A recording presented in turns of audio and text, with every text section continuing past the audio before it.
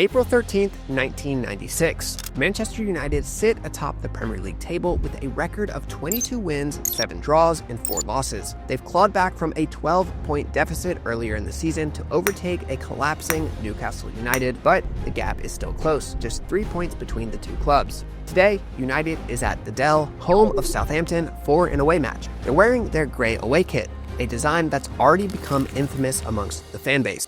4 times so far this season, it has yielded 0 wins, just 1 draw, and 3 losses. United wear it anyway, and by halftime, it's not looking good. Southampton, who are fighting relegation at the bottom of the table, lead 3-0. Manager Alex Ferguson snaps. In the dressing room, he doesn't talk tactics. Instead, he tells his players to change their kits. He blames the grey kit for United's poor performance, saying they blended in with the crowd in the grey stripes of the Dell's West stand. And despite being on the road, United came prepared and had their blue and white third kit readily available to switch into. And for the first time in Premier League history, a club had changed kits at halftime. United came out of the dressing room in their new kits and did manage to score 1 goal in the second half, but ultimately fell 3-1 to Southampton that day. This marked 5 straight winless matches in the grey kits, and it would be the last day the grey kits would ever be worn, cementing them as the most infamous kit in Manchester United history. And to make matters worse, the loss against Southampton wiped out their lead at the top of the table.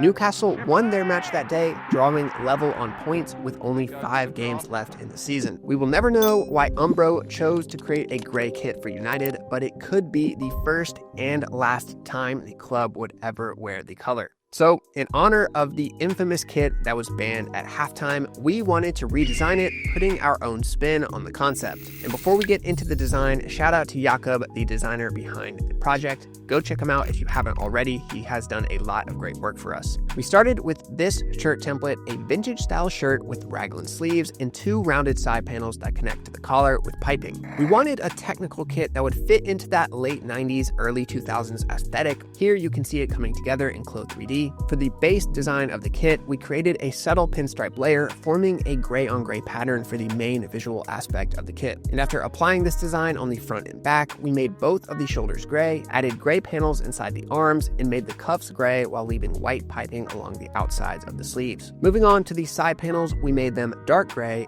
again leaving space for piping to line the outside of each panel. Then, to complete the sleeves, we added more dark gray panels and continued the piping all the way up to meet the collar, which was also turned dark gray. Once that was complete, we turned the body piping red, making it the only colored aspect of the kit, before moving on to the shorts, making them gray, then adding dark side panels that were also sided by thin red and white lines. For the socks, we continued the all gray theme, adding red and dark gray accents along the top. Then we returned to the shirt, adding our logo, the club crest, and the sponsor vertically. And for the name and number, we chose a simpler font and added them in plain white before completing the kit with more logos on the shorts and socks. That's everything for this kit. Of course, I doubt we will ever see United wear gray again after what happened in '96, but if they were ever to bring it back, I think this kit would be an awesome vintage style throwback that could serve as a third kit in the modern era. And as always, if your club is looking for a new manufacturer, start a project with us. It only takes a few minutes, and we will do our best to create amazing custom kits and apparel for your organization. So without further ado, here are the 1996 Manchester United away kits by Jersey Bird. Well, welcome back to the Dell, and that's where you are, I can assure you, because you're seeing a team now in a different strip. It is Manchester United. We talked in the first half about their superstition. Southampton still in their red and white stripes, but Manchester United have tossed their grey shirts into the laundry basket in the away dressing room.